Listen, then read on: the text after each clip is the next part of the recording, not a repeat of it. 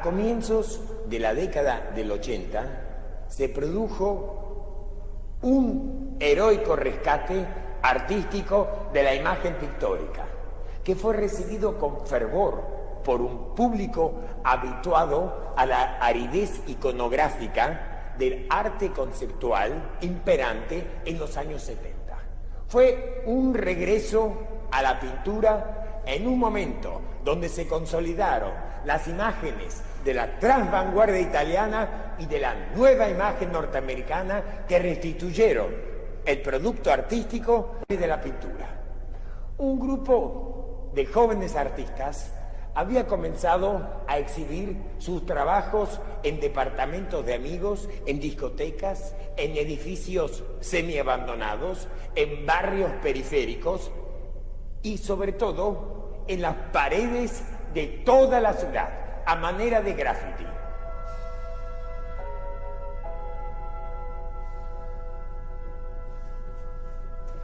El graffiti surge como una manifestación popular de los desclasados, de la gente que no puede expresarse de otra manera, sino que a través de sus consignas pintarrajeadas con aerosol en las paredes, restituyendo el soporte natural de la pintura en los muros en la vía pública.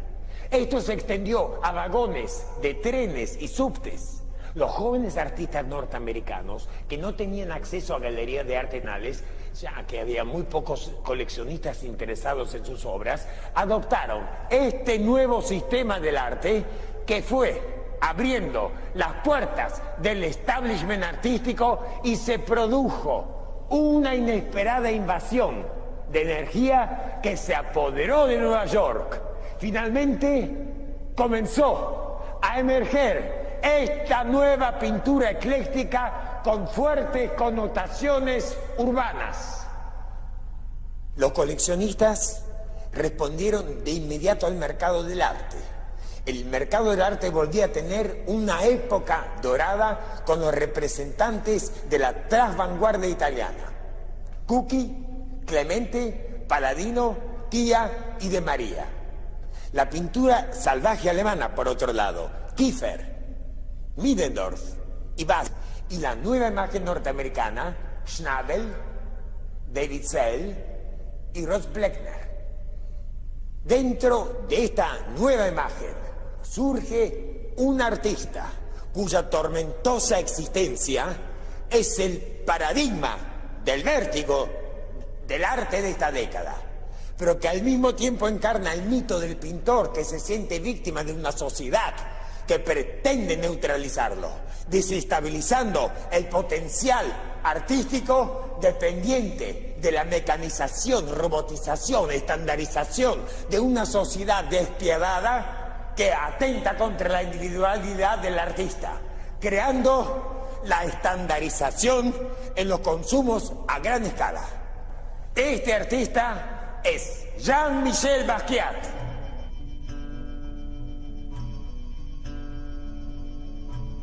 Jean-Michel Basquiat nació en Nueva York, en el barrio de Brooklyn, en 1960. Su padre era un exitoso contador haitiano y su madre, que era puertorriqueña, lo llevaba con frecuencia a los museos, estimulando el interés del pequeño Jean-Michel por el arte. Años más tarde, el artista diría: mi madre me dio todos los elementos primordiales. Conocí el arte a través suyo. El imaginario de ese pequeño muchacho negro se nutre al contemplar junto a su madre una reproducción gigantesca del Guernica de Picasso. Luego de un accidente, Basquiat, niño, debe permanecer en cama durante meses. Su madre le regala su primer libro de cuentos ilustrados con imágenes de reyes esclavos. Ese niño comienza a soñar con el mundo de los reyes blancos y no quiere identificarse con los esclavos negros.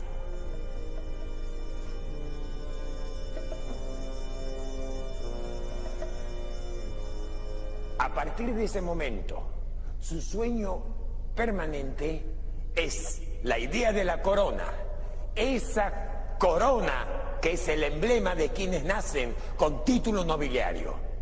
Pero el artista convoca en su acto creativo su imaginario para el logro estético en beneficio de la humanidad, que hace que el artista pueda obtener una propia realeza mucho más valiosa que aquella que otorga el nacimiento de casualidad. Basquiat incorpora la corona como su propia, que se convierte en una de sus firmas y la contrapone a la de Samo, que viene del dicho same old shit, que significa siempre la misma mierda, es decir, la corona y la eterna inmundicia, la nobleza y la mierda. En realidad, para el establishment, la única prueba de identidad que posee el artista es su documento. El pasaporte que lo identifica explica simultáneamente que se ha vuelto extraño a sí mismo en su condición de creador frente a la sociedad.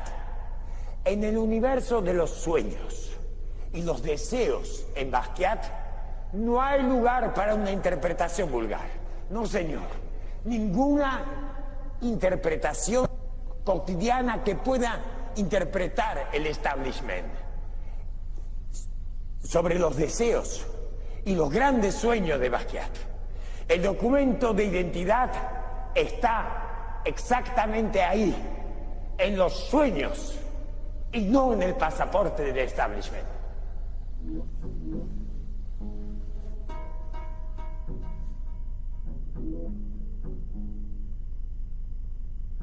Los padres de Jean-Michel Basquiat se habían divorciado cuando su hijo tenía 7 años. Producto de una mezcla de culturas, Basquiat hablaba con fluidez español e inglés y un poco del creole, que es una variedad del francés que habla la población negra de Haití. En su adolescencia abandonó la casa de su padre y se instaló en el Soho neoyorquino, teniendo como paradigma a Andy Warhol y su fascinante entorno de la Factory y sus colaboradores. Y es ahí cuando elabora la secreta misión de triunfar en el arte.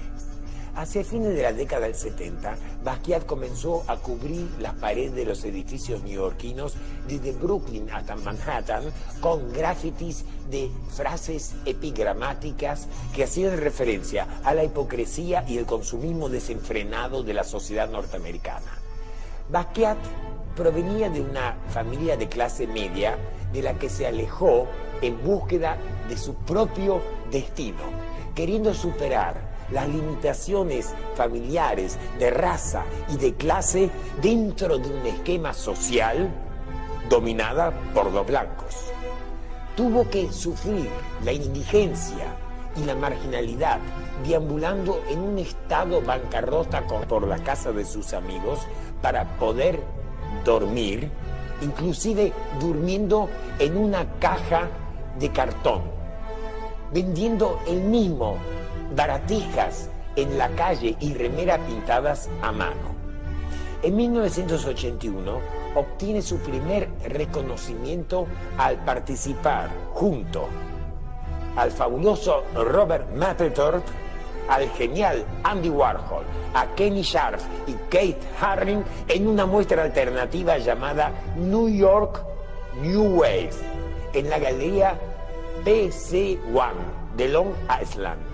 Esta exhibición fue la plataforma de lanzamiento que no solo le permitió integrar la constelación de jóvenes artistas que ya brillaban con luz propia en la galaxia artística de Nueva York, integrada por Kenny Scharf, Keith Haring, Julian David Sell y las 3 C, es decir, Francesco Clemente, Sandro Chia y Enzo Pucci, sino que le permitió capturar la atención de su único ídolo blanco, Andy Warhol.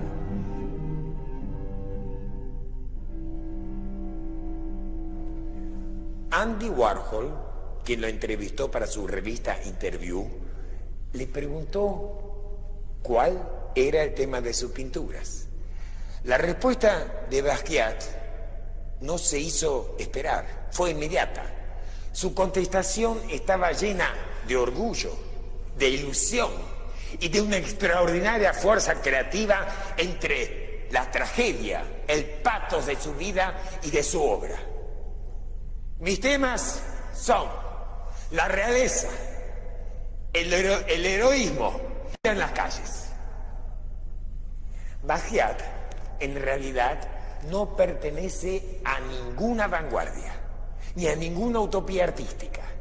Sin plantearse demasiado su lugar de origen y sin proyectarse, se instala en el corazón, es decir, en el corazón que no pertenece a ningún lugar. O sea, en ese lugar nulo que le permite atravesar el espacio de la vanguardia y lo inscribe en lo estético. Así es como se libera finalmente del arte como convención y de la utopía crítica. La obra de Basquiat se caracteriza por una gestualidad vibrante, sin nada por su obsesión con la mortalidad, a través de esqueletos y calaveras y con un imaginario derivado de su existencia de nómade urbano, automóviles, edificios, policías, grafitis. Estas obras revelan una indagación en las raíces negras e hispánicas de Basquiat y su identificación con hechos y figuras históricas de raza negra.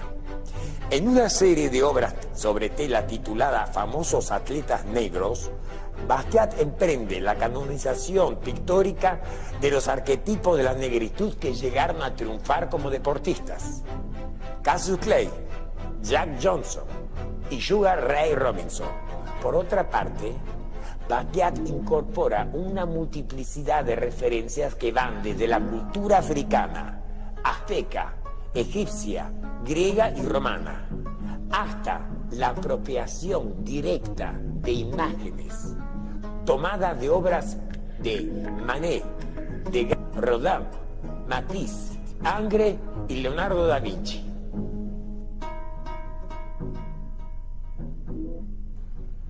La extraordinaria vida de Jean-Michel Basquiat, entendiendo extraordinario por la ruptura del ordinario, nos conduce a un concepto subyacente en la actividad y la carrera heterodoxa de Basquiat.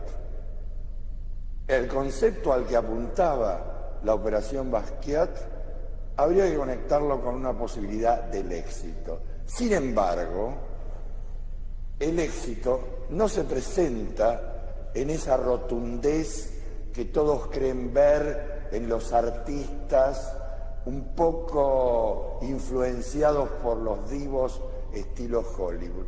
No, los artistas plásticos tienen éxitos relativos, momentos de álgidos y momentos en los cuales se desciende al infierno.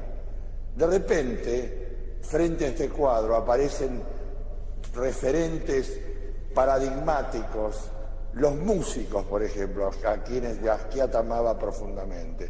Tanto Dizzy Gillespie como Charlie Parker aparecen mencionados en sus grafitis y de repente recordados después de un tiempo de largo olvido. Desde los 60 estos músicos no sonaban. Así que el éxito siempre se pone en términos de relatividad. Y de repente, el éxito parece estar iluminado por la idea y el apoderamiento de lo que significa el contacto con el dinero. De repente paramos frente a una de sus obras fundamentales, tal vez, donde el vencedor recibe $1 millón, encontramos la paradoja definitiva. Es decir, el $1 millón es simplemente imaginario.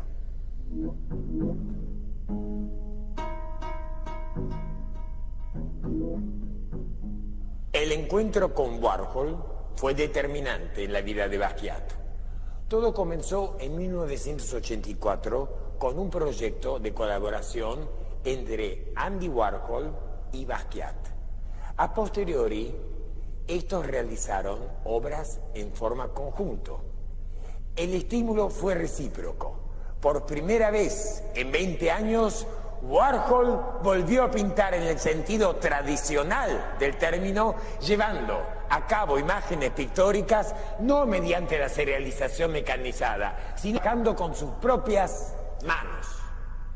Ambos corrían peligro. Basquiat de quedar aprisionado por la fascinante personalidad de Warhol, y Warhol, que ya era una celebridad, de pasar por una etapa experimental seducido por la vibrante personalidad de Basquiat, en su necesidad de representar la vida, en un mensaje estético que todavía no estaba consolidado en el sistema del arte de ese momento. El éxito es el haz proyector accidental que ilumina al actor involuntario de su propia vida.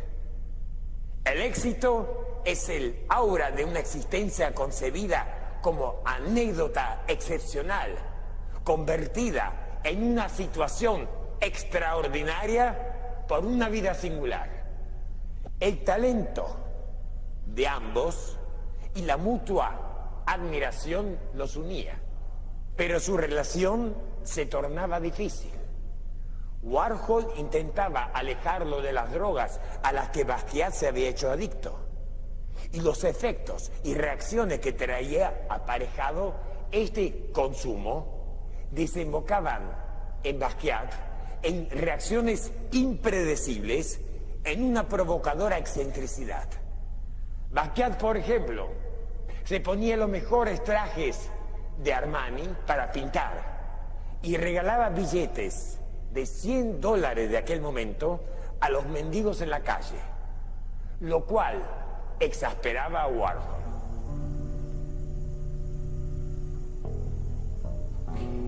El poder revulsivo de las obras de Basquiat deriva de su contacto con la vida callejera de Nueva York, que marcó el comienzo de su adicción por las drogas. Sin embargo, Basquiat no logra superar sus problemas ancestrales, el sentido de la tragedia, el juego con la muerte frente a lo traumático de una niñez marginada. El deseo de formar parte del gran mundo le produce una enorme vulnerabilidad frente al sistema blanco dominante del arte. Su conocimiento de la cultura norteamericana a través de los cómics, la influencia de Dubuffet, de Jackson Pollock y de la época negra de Picasso, y su profundo deseo de rescatar la memoria étnica de su raza, lo transforma en un artista capaz de crear una nueva iconografía que incluye su propia adicción a las drogas y su propia muerte como temas. La persecución y la esclavitud de sus ancestros haitianos estaba en oposición al éxito que le deparaba el consumismo compulsivo de la elegantísima sociedad neoyorquina. Y Basquiat no pudo restablecer su propia identidad en esa dualidad étnica. Su deseo de crecer artísticamente y desafiarse a sí mismo y a quienes se interesaban en su obra, quedó desplazado por una sensación de pérdida y desilusión exacerbada por su cada vez mayor adicción a las drogas. En una de sus últimas pinturas, titulada Cabalgando con la muerte, basada en un dibujo alegórico de Leonardo da Vinci, Basquiat pinta sobre un fondo monocromático una delgada figura negra. Tal vez sea el mismo, vagamente delineada, cabalgando sobre un caballo, pero que en realidad es un esqueleto. Esta obra y su título contienen una referencia directa al estado físico y emocional del artista en su último año de vida y nos permiten comprender hasta dónde era conciencia Basquiat de la premonitoria inminencia de su muerte. Poco tiempo después, su ídolo, su colaborador, su amigo, Andy Warhol, muere en febrero de 1980. Y la vida de Basquiat comienza a derrumbarse rápidamente. Warhol parecía ser la única persona capaz de rescatarlo del borde del precipicio, la única persona a la que Basquiat confiaba sus temores, su obsesión con la fama, su imposibilidad de manejar el éxito, su angustia frente a su propia obra. Pero Andy se había ido y ya no quedaba nadie que pudiera impedir que Basquiat se precipitara en un vértigo autodestructivo, gastando por semana $2.000 en drogas. Varios meses después, luego de un infructuoso intento de dejar las drogas, el 12 de agosto de 1988, Jean-Michel Basquiat fue hallado muerto en su neoyorquino, víctima de una sobredosis a los 27 años de edad.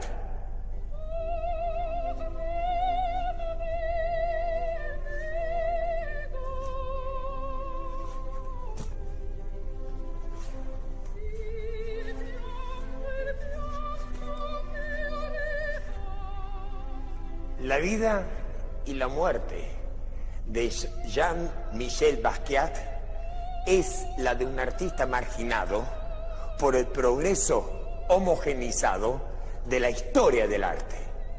Es la historia terrible de un artista que expresa su vida dentro de una cultura multiétnica norteamericana, pero racista.